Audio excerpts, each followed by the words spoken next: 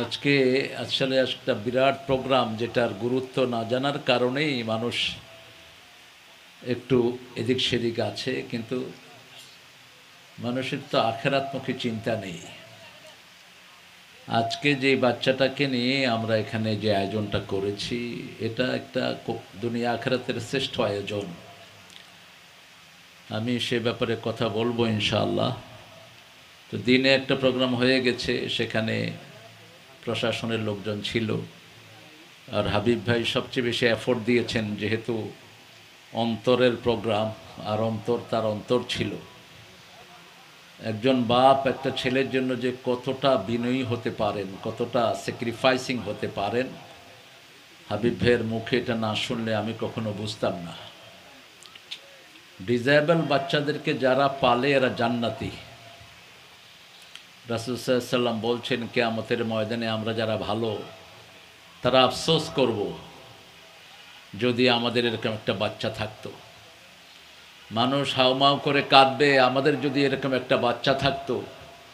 ওই বাচ্চার হাতের বিনিময়ে একটা জান্নাত, পায়ের বিনিময়ে একটা জান্নাত, চোখের বিনিময়ে একটা জান্নাত, শরীরের বিনিময়ে একটা জান্নাত। শ্রেষ্ঠ অঙ্গগুলো ধরে ধরে আল্লাহ এক একটা করে জান্নাতের মালিক করে দিবেন তার পিতামাতাকে। সুবহানাল্লাহ তো বলা যায় না বোধহয়। ডিসেবল বাচ্চা হলো সবচেয়ে বরকতময় বাচ্চা। এই বাচ্চার যারা খেদমত করে তারা জান্নাতি। আর হাবিব ভাই যে কতটা স্যাক্রিফাইসিং ছিলেন, এটা আমি আজকে না শুনলে বুঝতে পারতাম না। আমরা ইনশাআল্লাহ অল্প সময়ের মধ্যে দোয়ার দিকে যাব ইনশাআল্লাহ। তো তার আগে এই মাহফিলটার গুরুত্বের উপরে আমি কথা বলবো। হাবিব ভাইকে আপনারা সবাই চিনেন। টোটাল বিএমপিতে আমার মনে হয় হাবিব ভাইয়ের মতো স্যাক্রিফাইসিং লিডার খুব কমই পাওয়া যাবে, এবং যিনি আল্লাহর সাথে খুবই সম্পর্ক রাখেন। আমি খুব নামাজি পেয়েছি ওনাকে। জিয়াউর রহমানের আদর্শ যেটা রেখে গেছেন, সেটার উপরে তিনি কায়েম আছেন। অন্য নেতাদেরকে বলবো, নামাজি হও। নামাজ নাই তোমার আখেরাত নাই, নামাজ নাই আল্লাহর সাথে সম্পর্ক নাই, নামাজ নাই দুনিয়াও শেষ আখেরাতও শেষ। নামাজি হবা। আর নামাজি হলে যে কত কিছু পাওয়া যায়, এটার জ্বলন্ত দৃষ্টান্ত আজকের সভাপতি। তিনি যা দোয়া করেছেন আল্লাহর কাছে, একটাও তিনি ফেলিউর হননি, একটাও না। এবং তার দোয়ার মূল অনুপ্রেরণা ছিল তার এই অন্তর। অন্তর জান্নাতি। আলহামদুলিল্লাহ বলেন। ডিসেবল বাচ্চা যেগুলো, এগুলো জান্নাতি। কোথায়?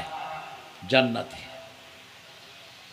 কারণ পাপ করলে মানুষ জাহান্নামী হয়, সে পাপের অনুভূতি তার ছিল না। একটা ফেরেশতা পেলেছেন তিনি, শুধু একটু অনুভূতি ছিল। তাও অনুভূতিটা কি? জীবন্ত অনুভূতি, যে অনুভূতির পক্ষে সায় দিলে বাপের কল্যাণ হতো। দুই জায়গাতে সন্তান অনুভূতি দেয়নি। এক জায়গাতে তিনি জেলখানায় গিয়েছেন, আরেক জায়গাতে সন্তান দুনিয়া থেকে বিদায় হয়ে গেছে। অন্তর, অন্তর যেন ওনার জন্য জান্নাতের কারণ হয়, আমরা বলি আমিন। অন্তর যেন ওনার বিবির জন্য জান্নাতের কারণ হয়, আমরা বলি আমিন। আল্লাহ রাব্বুল আলামিন সূরা বাকারাতে বলছেন, 5টা পরীক্ষা দিয়ে আল্লাহ পরীক্ষা করবেন মানুষকে। কয়টা? وَلَنَبْلُوَنَّكُمْ بِشَيْءٍ مِّنَ الْخَوْفِ وَالْجُوعِ وَنَقْصٍ مِّنَ الْأَمْوَالِ وَالْأَنفُسِ وَالثَّمَرَاتِ وَبَشِّرِ الصَّابِرِينَ। অবশ্যই, indeed I will take your exam. নিবই। লামে তাকিদ নুনে সাকিলা। পরীক্ষা যে হবে তাতে কোনো সন্দেহ নাই। আসছেন, পরীক্ষা দিতেই হবে। আপনি যেই হন, আপনি মন্ত্রী হন, আপনি অনেক বড় কিছু হন, আপনি লেম্যান হন, একদম চাকর থেকে নিয়ে রাষ্ট্রের প্রধান পর্যন্ত প্রত্যেককে পরীক্ষা দিতে হবে। এবং পরীক্ষা ছাড়া পৃথিবীর কোনো মানুষ নাই। একজন মানুষ আপনি পাবেন না যিনি বলবেন আমি পুরা জীবনে কোনো পরীক্ষা দেইনি। না, একজনও না, কোনো ধর্মের না। পরীক্ষা হবেই। তবে আমরা যারা কালেমা পড়েছি, আমাদের জন্য সুসংবাদ। রাসূল সাল্লাল্লাহু আলাইহি ওয়াসাল্লাম বলছেন, যারা কালেমা পড়েছে এদের স্যান্ডেলের ফিতাও যদি ছিঁড়ে যায়, আর যদি এরা ইন্না লিল্লাহ পড়ে, এদের সব গুনাহ আল্লাহ মাফ করে দেয়। এরকম সুবিধার কারণে বিশেষ করে মানুষের খেদমতের চেয়ে বড় খেদমত পৃথিবীতে আর কিচ্ছু নেই। কিয়ামতে আল্লাহ বলবেন, মুসলিম শরীফের বর্ণনা, আমি ক্ষুধার্ত ছিলাম, তুমি আমাকে খাওয়াও নেই। মানুষ বলবে, কাইফা হাদা ইয়া রাব আনতা রাব্বুনা, আপনি আমাদের রব, আপনি কিভাবে ক্ষুধার্ত থাকেন? আল্লাহ বলবেন, আমার এক গোলাম ক্ষুধার্ত ছিল, তাকে যদি খাওয়াতা সেখানে আমি আল্লাহকে পেয়ে যেতা, তাকে তুমি খাওয়াও নাই, অতএব আমাকেই খাওয়াও নাই। দ্বিতীয় বলবেন, আমি অসুস্থ ছিলাম, তুমি আমাকে শাফা দান করো নাই। মানুষ বলবে, আল্লাহ আপনি কিভাবে অসুস্থ থাকতে পারেন? আল্লাহ বলবেন, আমার এক লোক অসুস্থ ছিল, সেখানে যদি তুমি যেতা সেখানে আমাকে পেয়ে যেতা। আমি পিপাসার্থ ছিলাম, তুমি আমাকে পানি পান করাও নেই। তার মানে একজন মানুষের খেদমত করলে আল্লাহর খেদমত করা হয়, একজন মানুষকে কিছু দিলে আল্লাহকে দেয়া হয়, একজন মানুষের সেবা শুশ্রূষা করলে আল্লাহ সেটা নিজের জন্য নিচ্ছেন। আপনারা চিন্তা করেন তো, 16 বছর একটা শিশুর খেদমত করেছে তার মা এবং বাবা, এবং এই বাবা ওটাকে কোল করে রাখত। এটা কল্পনা করা যায়? আমরা আমাদের ভালো ছেলেগুলো তো কোথাও নেই না। একটা ডিসেবল ছেলেকে নিয়ে তিনি বিভিন্ন অনুষ্ঠানে গিয়েছেন। আল্লাহ যেন তাকে পরিপূর্ণ পুরস্কার দান করে দেন। আমি তো এটার পুরস্কার জান্নাত ছাড়া আমার চোখে কিছুই দেখছি না আমি। আর ওটা জান্নাত থেকে সে যে জান্নাতে চলে গেছে। আল্লাহ বলছেন 5টা পরীক্ষা করব। ফার্স্ট হলো নাবলুয়ান্নাকুম বিশাইইম মিনাল খাউফ, ভয় দিয়ে, ভয় দিয়ে পরীক্ষা করা হবে। অনেক ভয় আমাদের জীবনে, ক্ষুধার ভয়, মরে যাওয়ার ভয়, অ্যারেস্ট হওয়ার ভয়, অনেক রকম ভয় আমাদের জীবনে থাকে। ভয় দিয়ে আল্লাহ পরীক্ষা করবেন। বিগত 17 বছর আমাদেরকে পরীক্ষা করা হয়েছে জালিম সরকার ভয় দিয়ে, আমাদেরকে অ্যারেস্ট করবে, এখান থেকে নিয়ে যাবে, ওখান থেকে নিয়ে যাবে। যার জীবনে কোনো হারামখোরকে বিতাড়ন করার জন্য ভয় থাকে, এই ভয় দিয়ে তার জীবনের গুণাগুলো মাফ হয়ে যায়। আমাদের ভয়গুলো ছিল কি? আমি এত ফ্রিলি কথা বলতে পারতাম না, এখানে তো নাই আপনাদের এই বনপাড়াতে আমি এসেছি, দাসুরিয়াতে এসেছি, আমাকে মাহফিলে উঠতে দেওয়া হয়নি।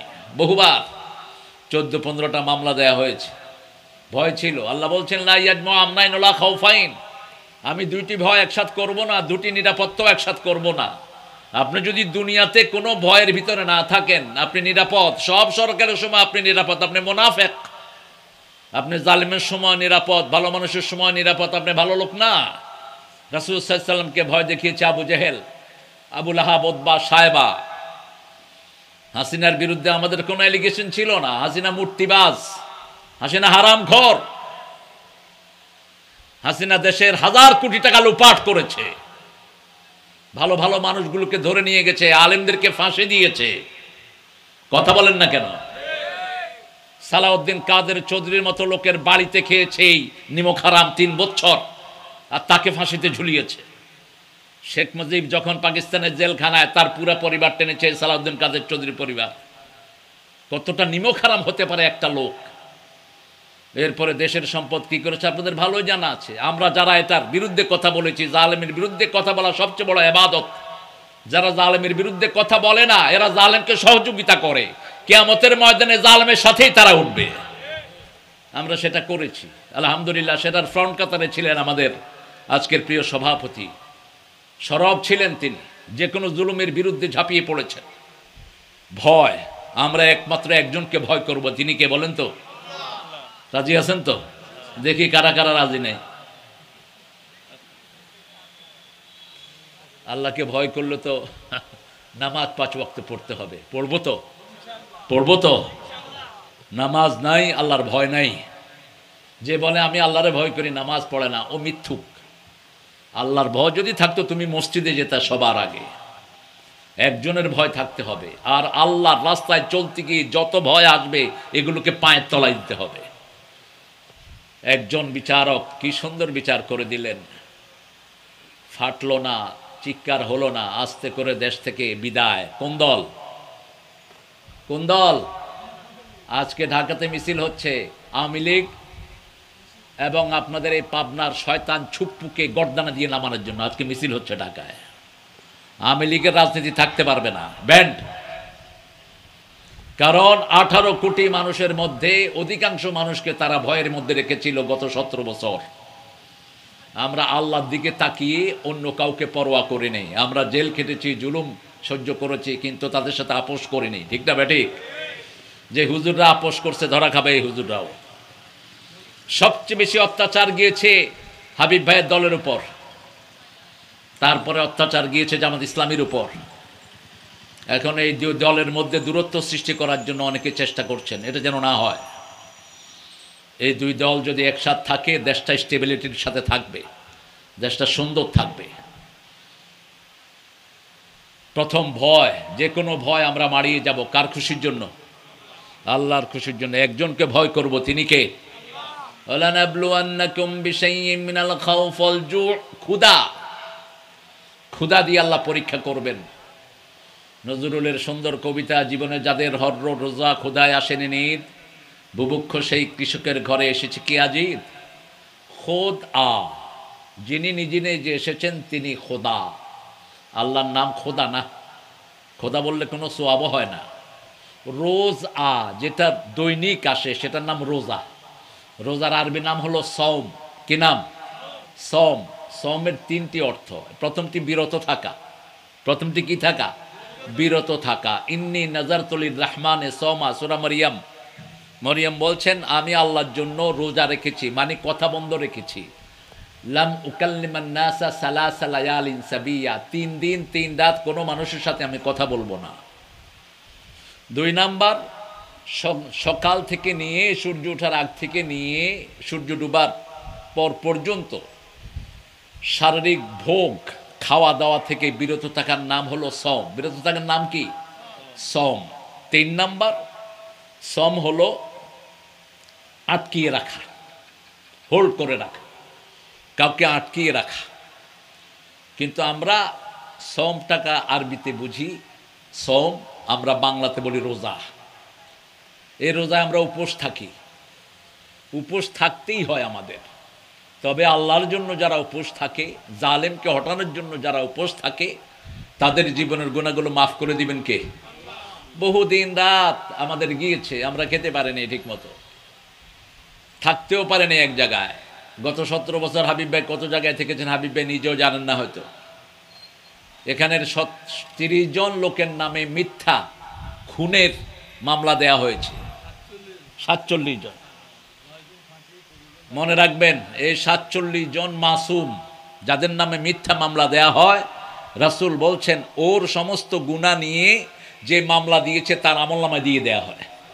সব নবীদের ব্যাপারে আন্নাকুম বিশাইইম মিনাল খাউফি ওয়াল জু'আ নাকসিম মিনাল আমওয়ালি ওয়াল আনফুসি ওয়াস সামারাত, সম্পদের কমতি দিয়ে। আপনারা চিন্তা করেন তো, ফেনী, আপনাদের এই পাবনা একটা বিশাল গুরুত্বপূর্ণ এলাকা, বিশেষ করে বাংলাদেশে এর চেয়ে গুরুত্বপূর্ণ কোনো জেলা নাই। একটা জেলা যেখানে পারমাণবিক চুল্লি তৈরি হচ্ছে, এটা সারা এশিয়ার একটা গুরুত্বপূর্ণ জেলা হয়ে গেছে এখন। কথা বলেন না কেন? পারমাণবিক চুল্লিটা কোথায় হচ্ছে? আপনাদের পাশে। এই যে আপনাদের এই থানা যেত, ও রূপপুর আলাদা থানা, ঈশ্বরদী থানা। তো সেই জন্য এটার গুরুত্ব সবচেয়ে বেশি। আর সেই পাওয়ারফুল এলাকার নেতা ভাড়া থাকেন। কি থাকেন? কথা কন না কেন? আর হাসিনার কাজের পোলা কত টাকার মালিক ছিল বলেন?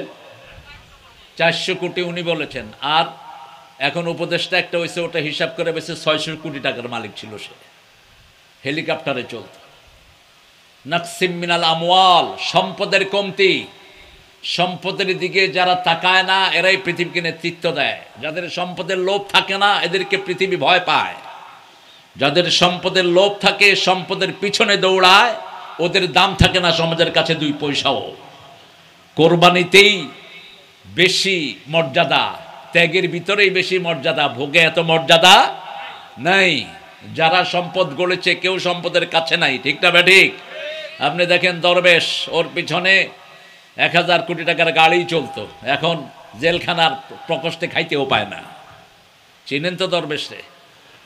আরও যে কয়জন আসিলেন টাকার কুমির এক একটা, এই দরবেশার টাকার পরিমাণ হলো 36,000 কোটি এই শয়তানের। আর আপনাদের বড় শয়তান যেটা হাসিনা, ওটা সরাইছে 2 লক্ষ কোটি। এগুলো এখন হিসাব বেরিয়ে আসতেছে।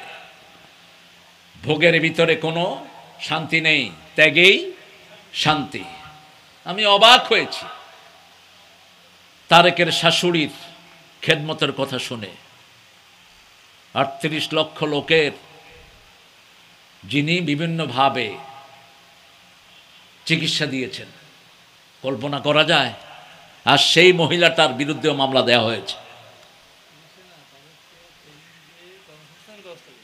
ট্রেনিং দিয়ে কর্মস্থানের ব্যবস্থা করে দিয়েছে। সুবহানাল্লাহ বলবেন না?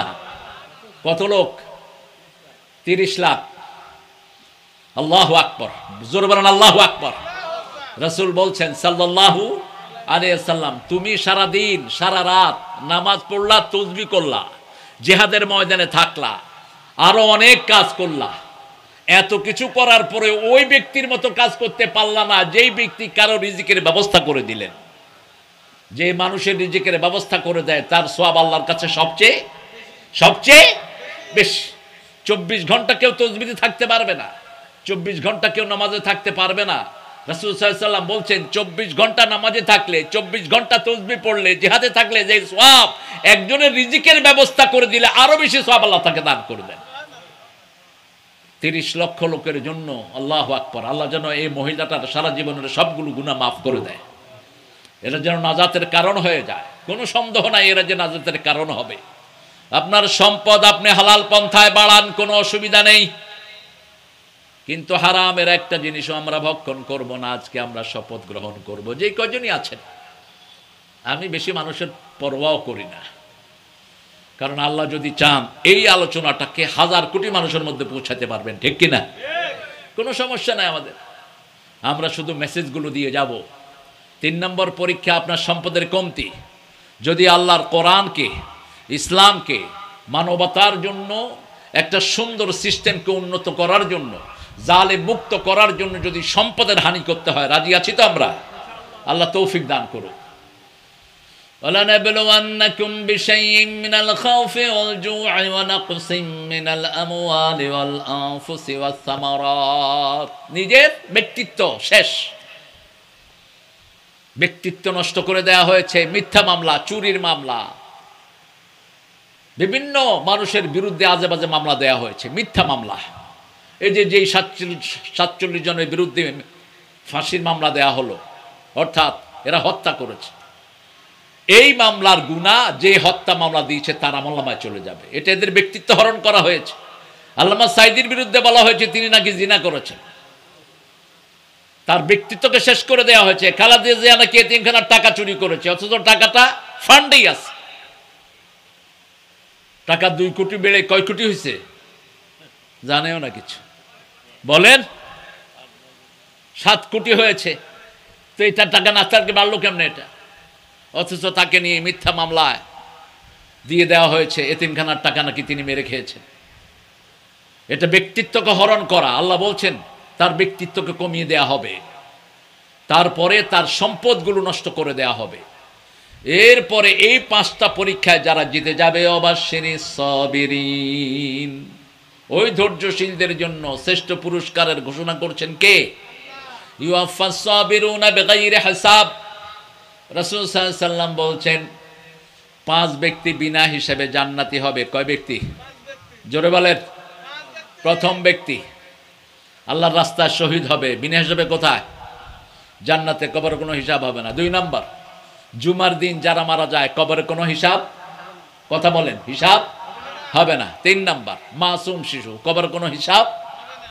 এই অন্তর, কবরের কোনো হিসাব নাই। হি হ্যাজন্ট গট এনি ফিলিংস। শুধু অন্তর, অন্তরের ফিল ছিল তার আব্বা আর আম্মা, দ্যাটস ইট, আর কিছু না।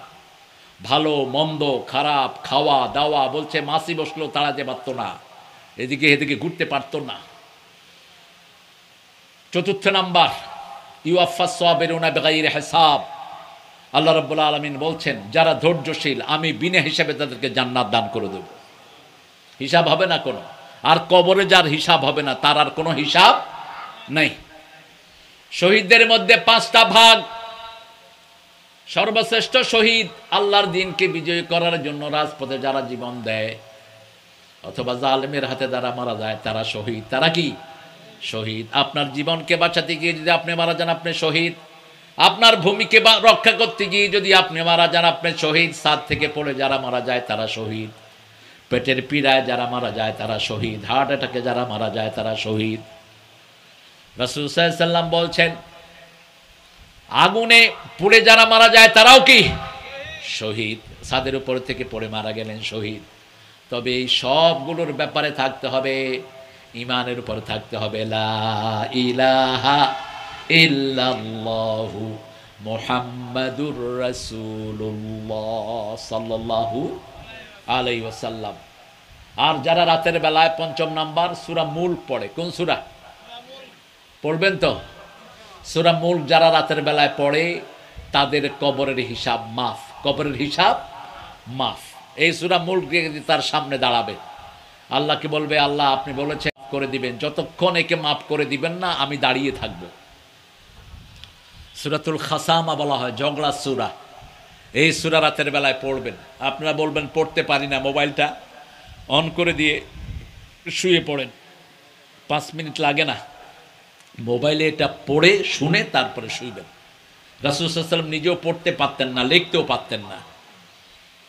মা কুনতা তাদরি মাল কিতাব ওয়াল ঈমান, তুমি জানো না ঈমান কাকে বলে, তুমি জানো না কিতাব কাকে বলে, সব আল্লাহ জানিয়েছেন। এই জন্য এখন কোনো এক্সকিউজ চলবে না আমরা পড়তে পারি না। আপনার কাছে ডিভাইস আছে, আপনি অনেক কিছু শুনেন। বাংলাদেশে 1 কোটির উপরে মানুষ মোবাইল ইউজ করে।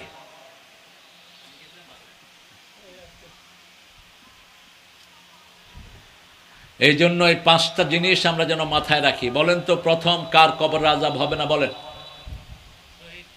শহীদ, আলহামদুলিল্লাহ। 2 নাম্বার জুমাবার, আলহামদুলিল্লাহ। 3 নাম্বার নাবালক শিশু। 4 নাম্বার ধৈর্যশীল। 4 নাম্বার কি ধৈর্যশীল। 5 নাম্বার সূরা মুলক যারা রাতের বেলায় পড়বে। এই 5টা আমল করবেন, আল্লাহ তৌফিক দান করুন। এখন আসেন দোয়ার দিকে যাই। দোয়াটা কি? দোয়া হলো সব ইবাদতের মাথা। আর দোয়াও হিয়াল ইবাদা। রাসূল বলছেন দোয়াটাই ইবাদত। আপনি যাচ্ছেন রাস্তা দিয়ে হেঁটে, মনে মনে দোয়া করছেন আল্লাহ হাবিব ভাইয়ের ছেলে মেয়ে ওনার পরিবারকে আপনি জান্নাত দিয়ে দেন।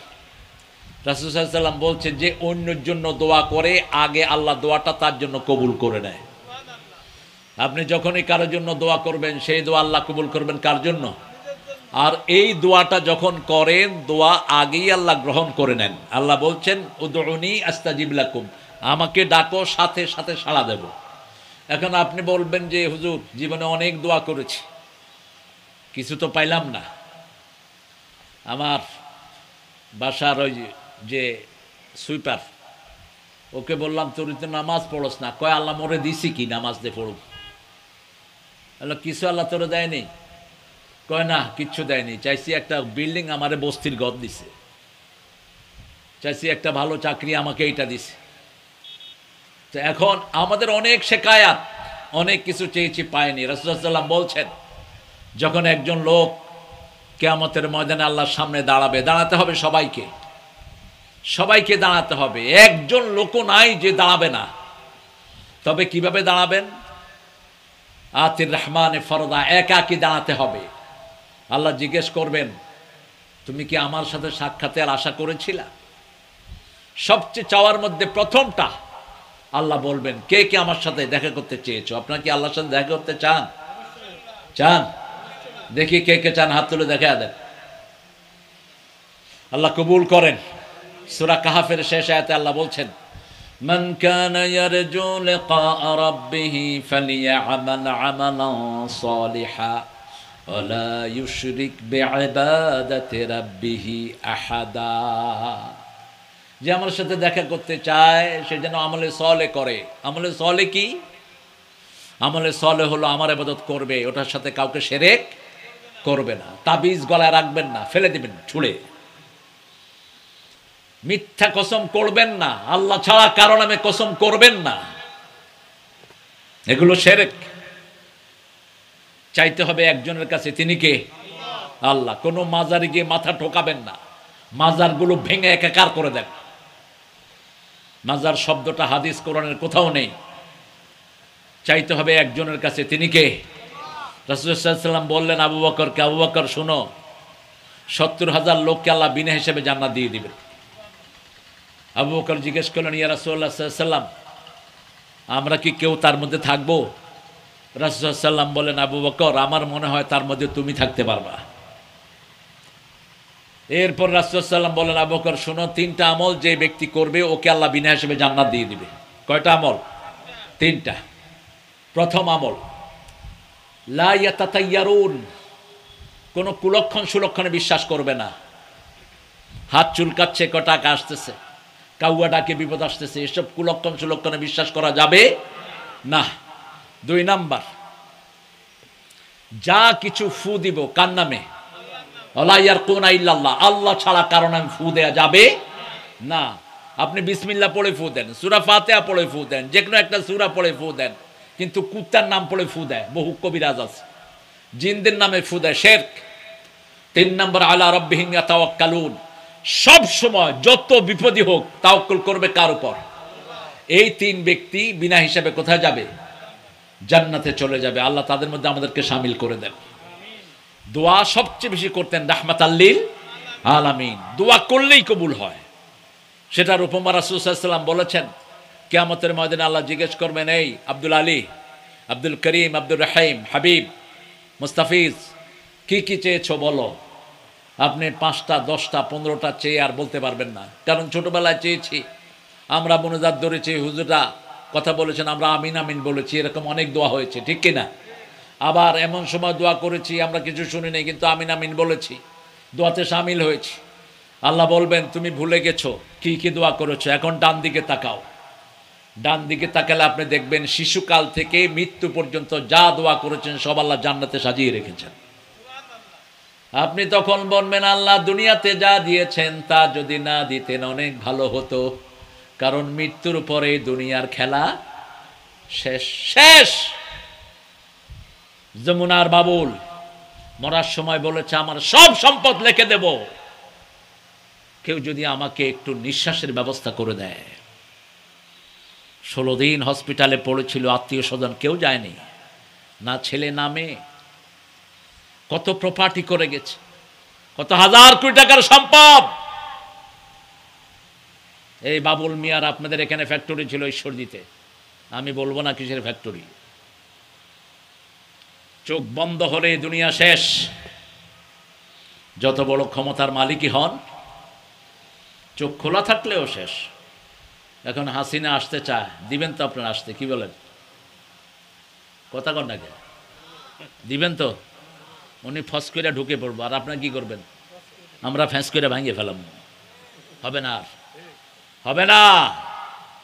আল্লাহ যাদের জমিন সংকুচিত করে দেয়, কে এটাকে প্রশস্ত করতে পারে না। সামান্য নেতা খেতায় বেরোতে পারছে না, কেন? কারণ জুলুম যারা করে তাদের জন্য জমিন হারাম হয়ে যায়। জুলুম করবেন না, জুলুম করবেন দুনিয়াও শেষ, আখিরাতও শেষ। চাইতে থাকবেন।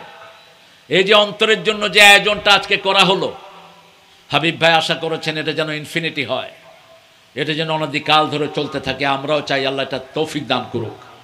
আজকে যে জিনিসটার উদ্বোধন তিনি করে দিলেন, কিছু জিনিসপত্র গরিবকে দিলেন, এই গরিব খেয়ে এটা দিয়ে কাজ করে তার ছেলে তার ছেলে তার মেয়ে তার মেয়ে, আপনি পাইতে থাকবেন অনাদিকাল ধরে, এটা আপনার আমলনামায় যেতে থাকবে। তবে এই নসল যেন আমরা জারি রাখি, সদকায়ে জারিয়া। মানুষ যখন চলে যায় 3টা জিনিস ছাড়া কিছুই তার সাথে যায় না। প্রথম জিনিস, ওয়ালাদুন সালিহুন ইয়াদউ লাহ, তার নেক সন্তান তার জন্য দোয়া করবে। রাসূল বলছেন নেক সন্তান হলেই হবে না, বাবার জন্য দোয়া করতে হবে। যেমন আপনার সন্তান রেখে গেলেন, আপনার জন্য দোয়া করছেন, রব্বির হামহুমা কামা রব্বায়ানি সগীরা। 2 নাম্বার, ইলমুন ইয়ানতাফিউ বিহিন নাস, এমন জ্ঞান আপনি রেখে গেলেন যেই জ্ঞান থেকে মানুষ উপকৃত হতে থাকে, মানুষ উপকৃত হতে থাকে। সাদাকাতুন জারিয়া, সদকায়ে জারিয়া। 30,000 গাছ রেখে গেল আরাফার ময়দানে জিয়াউর রহমান। গাছগুলোর নাম হলো শাজারাতুদ দিয়া, জিয়া গাছ। কি গাছ? জিয়া গাছ। জিয়া ট্রি 30,000, এগুলো এখন এগুলোর নিচে হাজিরা রেস্ট নিচ্ছে। আপনি চিন্তা করেন তো, জিয়াউর রহমান চলে গেলেন কত আগে, এখনও সেই গাছগুলো আছে না নাই? আমি বলবো অন্তরের নামে পাবনার প্রত্যেকটি রাস্তার পাশে যেন গাছ হয়। রাসূল সাল্লাল্লাহু আলাইহি ওয়াসাল্লাম বলেছেন কালকে কিয়ামত, আজকে জানলো একটা গাছ লাগাও, এই গাছের পাতা, এই গাছের অক্সিজেন, এই গাছের ফল যারা খাবে তাদের সবার সওয়াব আল্লাহ তোমার আমলনামায় দিয়ে দিবেন। পাখিরা খাবে, পাখির সওয়াব আপনি পেয়ে যাবেন। পথিক এটার নিচে রেস্ট নেবে, সওয়াব পেয়ে যাবেন। এই জন্য আমি চাইব প্রত্যেকটি থানার দায়িত্বশীলরা এখানে এসেছেন এবং হাবিব ভাইয়ের অনেক বিশাল মন, তিনি প্রত্যেক থানার বিএনপির দায়িত্বশীলদেরকে এখানে রেখেছেন। তোমরা যেন প্রত্যেকেই অন্তরের নামে অন্তত 10টা করে গাছ তোমাদের থানায় লাগিয়ে দাও। এই গাছটা শুধু অন্তরকেই ছায়া দিবে না, অন্তরের কবরেই যাবে না, হাবিব ভাইয়ের এখানেই যাবে না, তোমাদের আমলনামায় এটার সবগুলো সওয়াব আল্লাহ দান করে দিবেন। এই জন্য এই সদকে জারিয়াটা আমরা রেখে দেব, সাদাকাতুন জারিয়া। রাসূল সাল্লাল্লাহু আলাইহি ওয়াসাল্লাম এগুলোর ব্যাপারে 12টা কথা বলেছেন। আমরা তো যেগুলো হাদিসে না এগুলো নিয়ে ঠেলাঠেলি করি, 3 দিনা 40 নাই। আপনি গরিবকে খাওয়ান, একটা কূপ করে দেন, একটা রাস্তা করে দেন, ওই রাস্তা দিয়ে যতজন চলবে আপনার আমলনামায় সওয়াব যেতে থাকবে। এই যে আপনার যে রাস্তা দিয়ে বনপাড়ায় আসেন, এই রাস্তাটা কে করেছেন বলেন তো? কোন প্রেসিডেন্ট? জোরে বলেন, এত জানেই না কিছু। জিয়াউর রহমানের প্ল্যান এটা। সিরাজগঞ্জের ওই মাথায় দাঁড়িয়েছেন, তখন এটা ডোবা, এখানে কোনো রাস্তা নাই, বড়াই গ্রাম, এ সমস্ত এলাকার লোকেরা অনেক কষ্ট করে চলাফেরা করত। ওখানে দাঁড়িয়ে বলেন এই সোজা একটা রাস্তা হবে। সেই রাস্তার সওয়াব তিনি অনধিকাল ধরে পেতে থাকবেন। আপনারা এই কাজগুলো করবেন। 3টা কাজ। প্রথম, নেক সন্তান রেখে যাবেন, ছেলেটাকে শিখিয়ে যাবেন রব্বের হামহুমা কামা রব্বায়ানি সগীরা, অথবা ছেলেটাকে শিখিয়ে যাবেন বাবার নাম ধরে যেন দোয়া করে, মায়ের নাম ধরে যেন দোয়া করে। 2 নম্বর, এমন কিছু রেখে যাবেন, একটা অর্গানাইজেশন হাবিব আজকে করলেন, এই অর্গানাইজেশনটা থেকে যাবে, এটার সওয়াব তিনি পেতে থাকবেন। এটা সামাজিক কাজ করবে। আজকে যে কাজগুলো মানুষের হাতে তুলে দিলেন, এটা থেকে উপকার পেতে থাকবে। বৃত্তি দিলেন, সন্তানগুলো উপকার পেতে থাকবে, এরা আবার স্যার হবে, এদের আবার ছাত্র হবে, অনাদিকাল ধরে তেজারাতুন লান তাবুর। আল্লাহ কোরআনে বলেছেন এমন পুঁজি এটা, এটার পুঁজি কখনো শেষ হবে না, চলতেই থাকবে। যে 100টা 25টা ছেলেকে বৃত্তি দেওয়া হয়েছে, এরা একসময় স্যার হবে, এদের ছাত্র হবে, এরা যাদেরকে পড়াবে ওই সওয়াবও এই আমলনামায় যোগ হতে থাকবে। আমরা এখন দোয়া করব, দোয়ার দিকে যাব ইনশাআল্লাহ। দোয়ার 3টি মাসলাহাত। 4 ব্যক্তির দোয়া কবুল হয় না। 1 নাম্বার, যে নিকটাত্মীয় সম্পর্ক ছিন্ন করেছে তার দোয়া কবুল হয় না। 2 নাম্বার, কোনো কবিরা গুনার ভিতরে যে ডুবে আছে তার দোয়া কবুল হয় না। 3 নাম্বার, কোনো মুসলমানের সাথে কোনো প্রয়োজন ছাড়া, শরীয়তের কোনো কিছুই ছাড়াই কথা বন্ধ করে রেখেছেন, আপনি আপনার মুসলমান ভাইয়ের সাথে কথা বলেন না, আপনার দোয়া কবুল হবে না। 4 নাম্বার, কাতিআ রাহিম, নিকটাত্মীয়র কোনো সম্পর্ক ছিন্ন করেছেন। নিকটাত্মীয় মানে হলো আপনার মায়ের পেটের ভিতরে যারা একসাথে থাকেন, যেমন ভাই বোন, এরপরে এদের নসল নিকটাত্মীয় আরহাম, আপনার ভাগনা ভাগ্নি, ভাতিজা ভাতিজি, চাচা চাচি, এদের সাথে আপনি কথা বন্ধ করে রেখেছেন। আপনার কোনো আল্লাহ রাব্বুল আলামিনের আরশ হলো জান্নাতুল ফেরদাউসের উপরে, আরশের সাথে যেটা লিঙ্ক হয়ে আছে সেটা হলো নিকটাত্মীয় সম্পর্ক। পিতা মাতা ভাই বোন এদের সম্পর্কটা আরশের সাথে লিঙ্ক হয়ে আছে। যারা এটা রক্ষা করে তাদের সাথে আল্লাহর সম্পর্ক রক্ষা হয়, যারা এটা রক্ষা করে না তাদের সাথে আল্লাহর সম্পর্ক ছিন্ন হয়ে যায়। এই জন্য কোনোভাবেই আত্মীয়তার সম্পর্ক ছিন্ন করবেন না, কোনোভাবেই না। আপনার জমি খেয়ে ফেলেছে, ছেড়ে দেন। আপনি মৃত্যুর পরে পুলসিরাত পার হওয়ার আগে পুরা জমি আল্লাহ আপনাকে বুঝিয়ে দিবেন। আপনার ভাই তো খেয়েছে, সমস্যা তো নাই, আপনার বোন খেয়েছে, আপনার চাচা খেয়েছে, আপনি চান কিন্তু পেলেন না। 1 বিঘত জমি আল্লাহ আপনাকে উসুল করা ছাড়া আপনি পুলসিরাত পার করতে দিবেন না। আল্লাহ রাব্বুল আলামিন হাবিব বলেছেন যে 1 বিঘত জমি চুরি করে 7 তবক জমিন তার ঘাড়ে দিয়ে তাকে চোরের আসামি হিসাবে আল্লাহ কিয়ামতে তুলে দিবেন। সেজন্য আমরা আল্লাহর কাছে এখন দোয়া করব যাতে করে অন্তর, যেই অনুষ্ঠানটা আজকে আমরা করলাম, এই অনুষ্ঠানের সৌরভ যেন সারা বাংলাদেশে ছড়িয়ে পড়ে, যাতে অন্তর নামের এই সামাজিক সংগঠনটি এরকম আরও শত শত সামাজিক সংগঠন যেন আমরা খুলতে পারি। আমরা যেন ভবিষ্যতে সামনে এই যে পাকিস্তান এবং হিন্দুস্তানের যুদ্ধ লেগে গেছে, যুদ্ধ কিন্তু পাকিস্তান আর হিন্দুস্তানের না, যুদ্ধ হলো মুসলমান আর কাফেরের। মুসলমান আর কাফেরের। আপনি খুব নিশ্চিত থাকবেন না, যে কোনো সময় এটা ঘুরতে পারে, এদিকে যে কোনো সময় ঘুরতে পারে। আমরাও প্রস্তুত আছি, ঠিক না ঠিক? আমাদের যা আছে তাই নিয়ে আমরা মুশরিকদের বিরুদ্ধে ঝাঁপিয়ে পড়ব। সবচেয়ে বেশি আমাদের ক্ষতি করেছে এই মুশরিকের গোষ্ঠী। সেই জন্য নিরাপদ থাকার চিন্তা কখনো করবেন না। আল্লাহর দ্বীনের জন্য আমরা যতটুকু আমাদের তৌফিকে কুলায়, আমরা ইনশাআল্লাহ আমাদের সর্বোচ্চ চেষ্টা দিয়ে আমরা আল্লাহর পথে থাকবো ইনশাআল্লাহ। আমরা এখন দোয়ার দিকে যাব ইনশাআল্লাহ। দোয়াতে আপনারা যত পিতামাতা আছেন, ডিজেবল সন্তানের মালিক, আপনাদের জন্য সুসংবাদ দিচ্ছি, আপনাদের জন্য জান্নাত জান্নাত জান্নাত। শুধু আপনারা আল্লাহর হুকুমগুলো মানেন, 5 ওয়াক্ত নামাজ পড়েন, শিরক করবেন না, বেদাত করবেন না, মানুষের হক নষ্ট করবেন না, আপনাকে জান্নাত দিবেন কে? আল্লাহ জান্নাত দিয়ে দিবেন। এই সন্তান মানি হলো জান্নাত। ডিজেবল সন্তান মানে কি? জান্নাত। রাসূল বলছেন, যে ছেলের একটা চোখ নাই, আল্লাহ বলবেন কিয়ামতের ময়দানে, তোমাকে একটা চোখ আমি দেই নাই, তুমি কি চাও? চুপ করে থাকবে, বলবে আল্লাহ যে একটা চোখের জন্য তোমাকে আমি একটা জান্নাত দিয়ে দিলাম। আর যে ডিজেবল ছেলেটাকে কোনো ফিলিংস তার ছিল না, কোনো ফিলিংস তার ছিল না, শুধু আব্বাকে ডাকতো, 16 বছর এই শিশুর খেদমত করেছে আমাদের প্রিয় মানুষটি। আল্লাহ যেন তাকে পরিপূর্ণ যা যায় খায়ের দান করে দেন। এবং তিনি এখনো বলেছেন, তার শয়নে স্বপনে জাগরণে কে থাকে? কথা কন না কেন? কে থাকে? অন্তর। আমরা যেন অন্তরকে অন্তর দিয়ে অনুভব করতে পারি, আমরা যেন কোনো ডিজেবল মানুষের পাশে দাঁড়াতে পারি। আপনারা আমাদের দেশে তো এগুলোর পরিচর্চা নাই। America, England, Australia, Canada, Japan, যেই পিতামাতা ডিজেবল বাচ্চাকে পালন করে, ওদেরকে সবচেয়ে বেশি স্যালারি দেয় ও দেশের গভর্নমেন্টগুলো। আপনি একটা ডিজেবল বাচ্চা যদি কোনো ঘরে থাকে, ওই পিতামাতা পয়সা আলা। এটা পুরা পাশ্চাত্য পৃথিবীর কথা আমি বলছি। জাপান বলেন, কানাডা বলেন, অস্ট্রেলিয়া বলেন, আমেরিকা, ইউরোপ, একটা ডিজেবল বাচ্চা মানে আপনি পয়সা আলা। আর সেই ডিজেবল বাচ্চার খেদমত যখন পিতামাতা করে, ওই একটা ডিজেবলের জন্য 3 জন লোক লাগে মিনিমাম।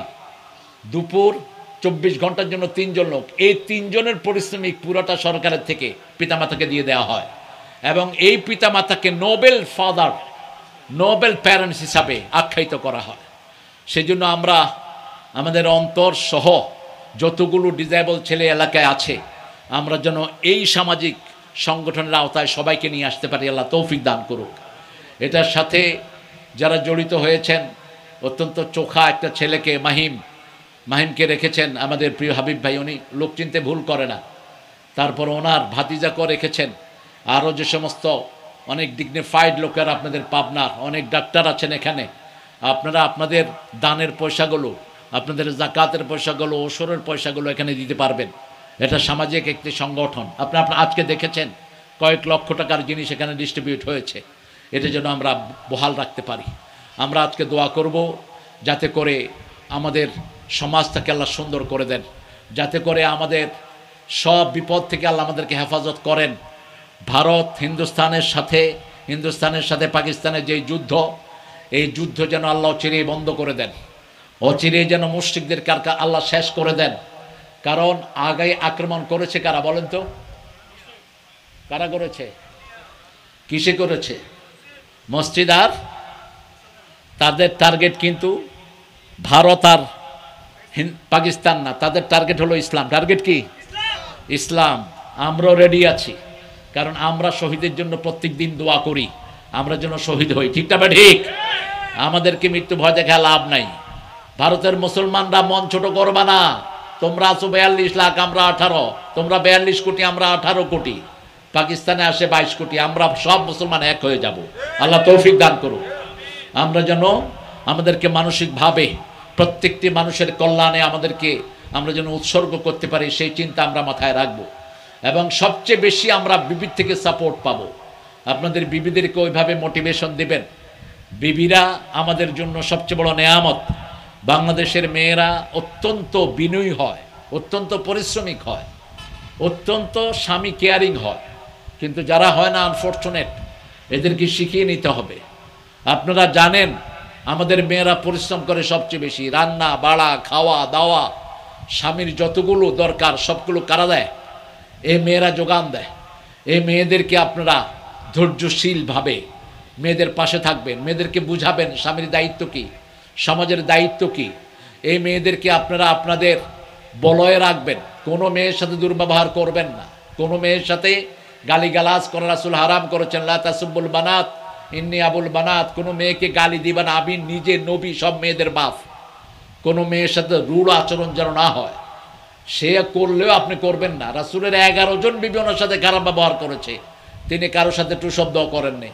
29 দিন বিবি থেকে আলাদা ছিলেন, রাহমাতাল লিল আলামিন, কথা বলেননি তিনি। সূরা তালাক নাজিল হয়েছে। সেজন্য আমরা আমাদের বিবিদের অধিকার দেব। আজকে অনেক মেয়েরা এখানে এসেছে এবং মেয়েদের জন্য অনেক উপঢৌকনের ব্যবস্থা এখান থেকে করা হয়েছে। আমরা যেন আমাদের সব রকমের মেয়েদেরকে আমরা আমাদের সাহায্যের আওতায় আনতে পারি। বিশেষ করে হিন্দুদের সাথে, ভারতে আমাদের মুসলমানদের সাথে দুর্ব্যবহার করার কারণে আমরা এখানে হিন্দুদেরকে বৈরী চোখে দেখব না। আপনারা জানেন আজকের স্টেজে কয়েকজন হিন্দু মেহমান এসেছেন। এটাই হলো ইসলামের উদারতা। ইসলাম যে অপরাধ করে তাকেই শাস্তি দেয়, একজনের অপরাধের কারণে আরেকজনকে ইসলাম শাস্তি দেয় না। বিগত সরকার হিন্দুদেরকে ইস্টাবলিশ করেছে। আপনারা জানেন 1400 সিট সেক্রেটারিয়েটে, 900 সিট ছিল হিন্দুদের হাতে। তারপরে আমরা বৈষম্যমূলক আচরণ তাদের সাথে করি নাই, কারণ আমার ইসলাম সেটা শেখায় না। ইসলাম যেটা শেখায়, যারা জুলুম করবে তাদের হাত আমরা ভেঙে দেব, যারা আমাদের মুসলমান ভাইদেরকে আক্রমণ করতে আসবে আমরা তাদের বিরুদ্ধে দাঁড়াবো। ঠিক তবে ঠিক, কোনো নির্যাতিত নিপীড়িত মানুষের অধিকার যারা ভঙ্গ করতে আসবে আমরা তাদেরকে ছেড়ে দেব না। এই জন্য আমাদের সামাজিক অবস্থা যেন ভালো হয়। আলহামদুলিল্লাহ যথেষ্ট ভালো আছে। আমি দেখেছি একজন নেতার কারণে একটা এলাকা সুন্দর হয়ে যায়। হাবিব ভাই উগ্র না, এই জন্য হাবিব ভাইয়ের কারণে পুরা পাবনাতে একটা শান্ত পরিবেশ বহাল আছে। এরকম যেন সব নেতারা নামাজি হয়, সব নেতারা কেয়ারিং হয়, সব নেতারা যেন এরকম সমাজ কল্যাণমূলক কাজে ঝাঁপিয়ে পড়তে পারে, তাহলে আমাদের দেশটা আরও সুন্দর হবে। আমরা আল্লাহর কাছে দোয়া করব, বিশেষ করে অন্তরের জন্য। আজকে যে প্রোগ্রামটা এখানে শুরু হলো, এটা যেন কিয়ামত পর্যন্ত আল্লাহ প্রসারিত করে দেন। এটা যেন সমস্ত মানুষের দ্বার প্রান্তে যেন আমরা এই সাহায্যগুলো পৌঁছে দিতে পারি, আমরা যেন সেই উদ্যোগ এখান থেকে নিতে পারি। পাবনা এখন বাংলাদেশকে লিড করছে। আপনারা জানেন অর্থনৈতিক অনেকগুলো বড় বড় জায়েন্ট আপনাদের এই পাবনা মেডিকেল সায়েন্সের ক্ষেত্রে, ওষুধের ক্ষেত্রে, অনেক ক্ষেত্রে ভূমিকা রাখছে। সামনে সারা দেশের আণবিক চুল্লির মাধ্যমে যতগুলো কল্যাণ সব আপনাদের এখান থেকেই যাবে। ইতিমধ্যে আপনারা দেখেছেন আপনাদের ঈশ্বরদী ঢাকার চেয়ে কোনো অংশে কম না, কোনো দিক থেকে। ঢাকাতেও যারা দিয়ে কামাচ্ছে, ঈশ্বরদী এখন বাংলাদেশের সর্বশ্রেষ্ঠ একটা জায়গাতে পরিণত হয়েছে। সেই জন্য এটাকে আরও সুন্দর করার জন্য আমাদেরকে অনেক বেশি কেয়ারিং হতে হবে। আমরা ইনশাআল্লাহ এখন আল্লাহর কাছে দোয়া করব। মাহিম দোয়া চেয়েছে। হ্যাঁ বলো।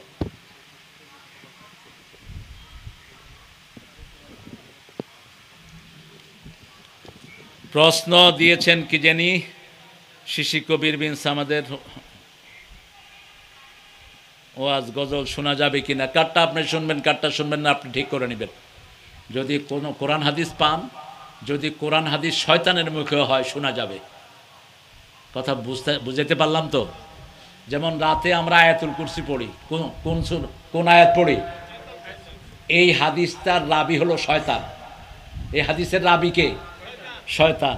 রাসূল বলছেন সাদাকাহু ওয়া কাযুব, ও মিথ্যুক কিন্তু কথাটা বলেছে সত্য, কথাটা বলেছে সত্য। এই জন্য যার মুখে আপনি কোরআন হাদিস শুনবেন, ভালো কথা শুনবেন, সেখান থেকে আপনি সেগুলো গ্রহণ করে নেবেন।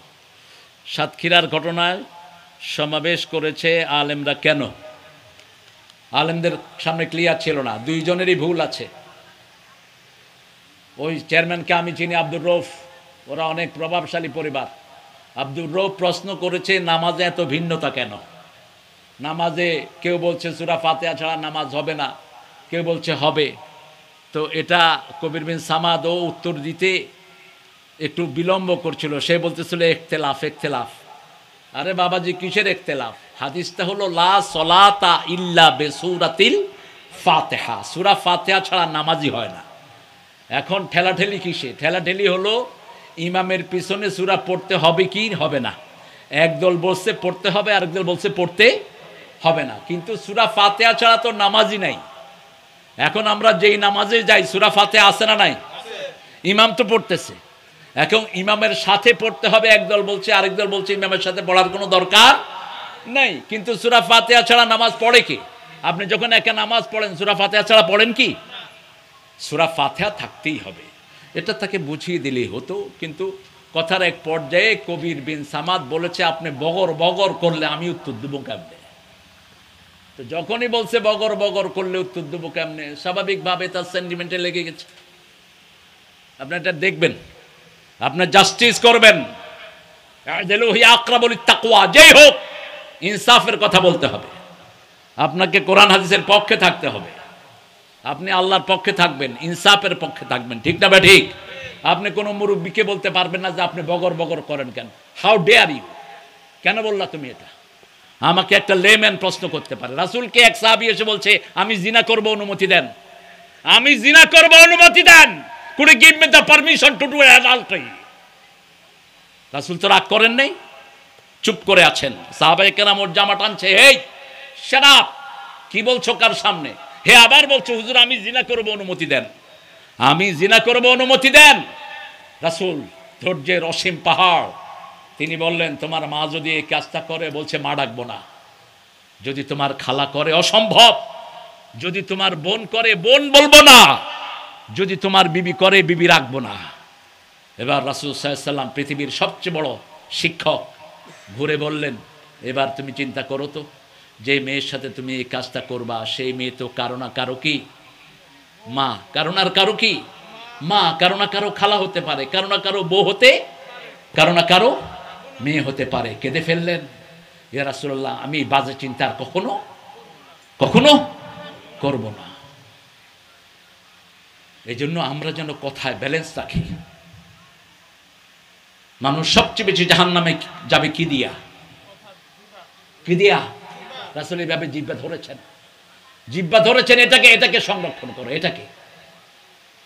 বুখারীর বর্ণনা, দুটি জিনিসের নিরাপত্তা দাও, আমি জান্নাতের নিরাপত্তা দিচ্ছি। আযমান আলাকুমুল জান্নাহ মা বাইনা শাফাতাইন ওয়া মা বাইনাল ফাখযাইন, দুই উরুর মধ্যখানে যেটা, দুই জিহ্বার মধ্যখানে, ঠোঁটের মধ্যখানে যেটা, এই দুইটার জিম্মাদারি যারা দিবে তাদের জন্য জান্নাতের জিম্মাদার হয়েছেন কে? আল্লাহ। তারপরেও চেয়ারম্যান সাহেব একেবারে থাপড়ায়া মুখের দাঁত ফালা দেবেন, এই জাতীয় কথা আপনার বলা উচিত হয়নি, কারণ ও আপনার অতিথি হয়ে গিয়েছে। অতিথিকে অসম্মান করা জায়েজ নাই। রাসূল বলছেন, যে মেহমানকে অসম্মান করে, মান কানা ইউমিন বিল্লাহি ওয়াল ইয়াউমিল আখির ফালিইকরিম দাইফা, যে আল্লাহর উপর আখিরাতের উপর ঈমান আনছে, সে যেন মেহমানকে সম্মান করে, সে যেন প্রতিবেশীকে সম্মান করে, সে যেন ভালো কথা বলে, না হয় চুপ থাকে। আপনি ফুটবল খেলতেন, এটা কি সত্য? হ্যাঁ সত্য, ফুটবল আমি খেলছি, এখনো সুযোগ পাইলে খেলি, অসত্যের কি আছে? ফুটবল খেলাকে হারাম কর, হারাম হলো তখন যখন আপনি হাফ প্যান্ট পইরা খেলেন, যখন আপনি নামাজ পড়েন না, তখন কি হারাম। কিন্তু ফুটবলের মতো পরিশ্রমিক খেলা একটাও, কথা কর না কেন, একটাও। ক্রিকেটে একদল বয়া থাকে, আরেক দল এরম করে, বাকিগুলি কি করে? বয়া বয়া বসে ছাড়া তার কোনো উপায় থাকে না। কিন্তু একমাত্র পরিশ্রমের খেলা কোনটা? সারাক্ষণ কি করতে হয়? দৌড়াইতেই হয়। তো আপনি শরীরকে ভালো রাখার জন্য রাসূল সাল্লাল্লাহু আলাইহি ওয়াসাল্লাম, সাহাবায়ে কেরাম ব্যায়াম করেছেন, যুদ্ধ করেছেন, মল্ল যুদ্ধ করেছেন, রাসূল সাল্লাল্লাহু আলাইহি ওয়াসাল্লাম সেগুলোতে উৎসাহিত করেছেন। এগুলো আপনি নিজেকে শরীরকে ফিট রাখার জন্য করবেন। কিন্তু শরীয়ত যেখানে লঙ্ঘন হয়, এরকম কোনো খেলা খেলা জায়েজ নাই। আমরা ইনশাল্লাহ দোয়ার দিকে যাবো। এখন কিছু কিছু লোক আসবে ইনশাআল্লাহ। তো মাহফিলের ঘোষণা যদি আলাদা দিতেন তাহলে মাঠটা ভরে যেত। আমার কোনো আফসোস নাই, আমার কোনো আফসোস নাই, কারণ আলহামদুলিল্লাহ আসল যে কাজটা আজকে হওয়ার কথা ছিল সেটা হয়ে গেছে। অন্তরের কিছু মেসেজ হাবিব ভাইয়ের মাধ্যমে সারা বাংলাদেশের লোকেরা জানতে পারলো, একটা ডিজেবল ছেলেকে এরকমভাবে আল্লাহর জন্য ভালোবাসা যায়, সেটার একটা উজ্জ্বল দৃষ্টান্ত হয়ে থাকবে আমাদের প্রিয় আজকের এই প্রধান, আমাদের সভাপতি। আমরা তার জন্য দোয়া করব। এখানে দোয়া করব আমাদের আরও যে সমস্ত মা বোনদের এরকম সন্তান আছে, এদেরকে আপনি কখনো ঘৃণা ভরে পালবেন না। এদের মাধ্যমে আল্লাহ কিয়ামতে আপনাকে জান্নাত দান করে দিবেন।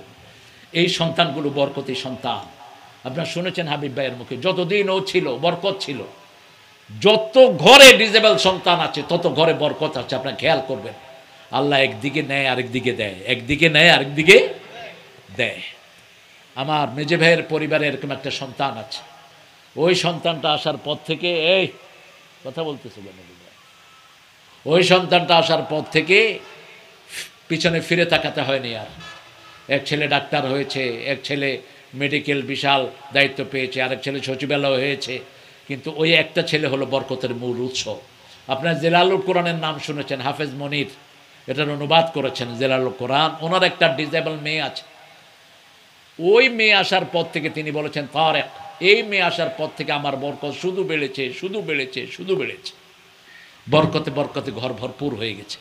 সেই কথার অনুরণন আমরা হাবিব ভাইয়ের কণ্ঠ পেয়েছি। আপনারা অনেক কষ্ট করে দীর্ঘ সময় পর্যন্ত ছিলেন এই প্রোগ্রামটা আয়োজনের জন্য। আমরা মাহিম, তারপরে আরও যারা শোভন সহ, ইমন সহ যারা চেষ্টা করেছে, সবাইকে ধন্যবাদ দিচ্ছি।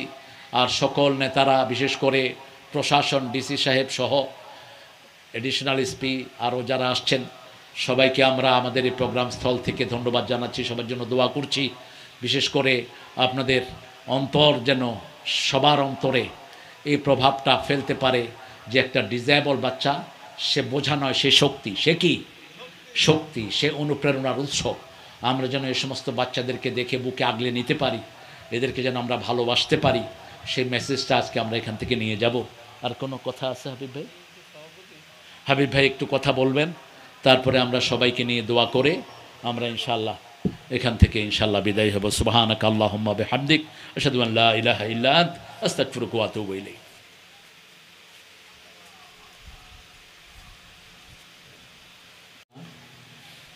সারা পৃথিবীতে যারা বসবাস করে বাঙালি মুসলমান, তারা তার কথা শোনার জন্য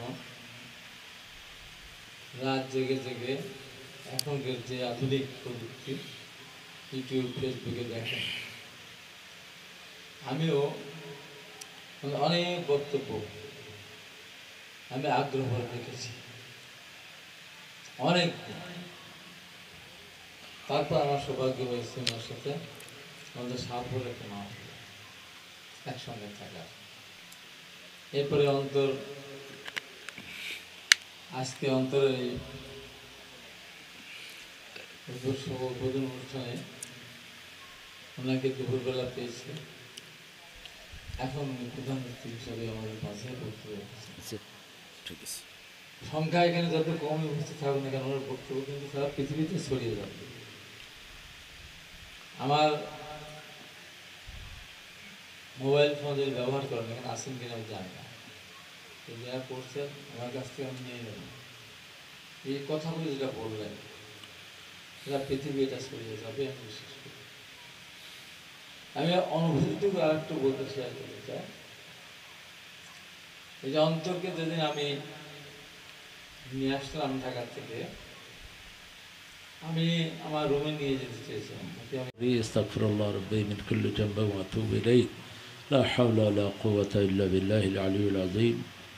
আলহামদুলিল্লাহি রাব্বিল আলামিন আর রাহমানির রহিম মালিকি ইয়াউমিদ্দিন ইয়্যাকা না'বুদু ওয়া ইয়্যাকা নাস্তাঈন ইহদিনাস সিরাতাল মুস্তাকিম সিরাতাল লাযীনা আন'আমতা আলাইহিম গায়রিল মাগদুবি আলাইহিম ওয়ালাদ-দাল্লিন আমিন। কুল হুয়াল্লাহু আহাদ الله الصمد لم يلد ولم يولد ولم يكن له كفوا أحد. قل هو الله أحد الله الصمد لم يلد ولم يولد ولم يكن له كفوا أحد. قل هو الله أحد الله الصمد لم يلد ولم يولد ولم يكن له كفوا أحد. اللهم صل وسلم على نبينا محمد في الأولين، صل وسلم على نبينا محمد في الآخرين، صل وسلم على نبينا محمد في الملأ الأعلى إلى يوم يبعثون، كما صليت وسلمت على إبراهيم وعلى آل إبراهيم إنك حميد مجيد. اللهم آمين. لا إله إلا هو الحليم سبحان رب العرش العظيم. اللهم صل وسلم على نبينا محمد وعلى آله وصحبه أجمعين. ربنا ظلمنا أنفسنا وإن لم تغفر لنا وترحمنا لنكونن من الخاسرين. ربنا آتنا في الدنيا حسنة وفي الآخرة حسنة وقنا عذاب النار. ربنا وآتنا ما وعدتنا على رسلك ولا تخزنا يوم القيامة إنك لا تخلف الميعاد. হে আল্লাহ, অসংখ্য মানুষ নিয়ে তোমার কাছে ভিক্ষার হাত তুলেছি। আমরা একটা নিষ্পাপ শিশুকে নিয়ে একটা অর্গানাইজেশন করেছি। পিতা সন্তানের জন্য হাত তুললে সেই হাত তুমি ফিরিয়ে দাও না। আল্লাহ রাব্বুল আলামিন অন্তরের মাধ্যমে অন্তরের আব্বা আম্মার নাজাতের ব্যবস্থা তুমি করে দাও। আল্লাহ এই অর্গানাইজেশনটাকে তুমি কবুল করো। এটা দিয়ে যত দুস্থ মানবতা আছে, যত ডিসেবল শিশু আছে, সবার সাহায্য করার তৌফিক তুমি দান করো। হাবিব ভাই এবং ওনার স্ত্রীকে তুমি মাফ করে দাও। এই সন্তানকে দিয়ে তাদের নাজাতের ব্যবস্থা করে দাও। যতগুলো পরিবারে এরকম সন্তান আছে, পরিবারের পিতামাতাকে ওই সন্তান দিয়ে নাজাতের তুমি শ্রেষ্ঠ ব্যবস্থা করে দাও। আল্লাহ আজকের এই মাহফিলে যতজন এসেছেন সবাইকে তুমি মাফ করে দাও। সবার জীবনের গুনাহগুলো মাফ করে দাও। সবাইকে নামাজি হওয়ার তৌফিক দান করো।